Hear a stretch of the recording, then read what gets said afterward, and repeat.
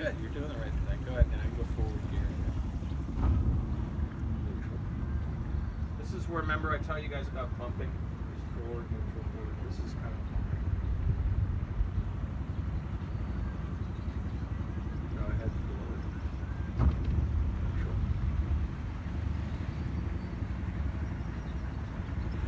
So now you're lining yourself up for parallel to the dock. Little port helm. That's it, very good.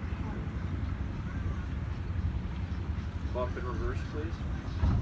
Neutral, please. So that's how you do it. That was great. Okay? Wow. So that was more about going towards the middle and letting the current bring you to the... Yeah. Okay.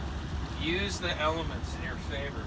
You know, if there's a really strong wind like blowing us this way, you know, we're gonna have to come in, go past the dock, come upwind, and then turn her in and grab on, because otherwise the wind is gonna set us back onto those pilings or another boat.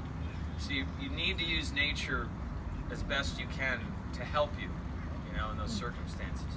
And in a day like today, what we're doing now, I mean, we've got the currents perfect, man. I mean, you can just pull up and let it just not even do anything.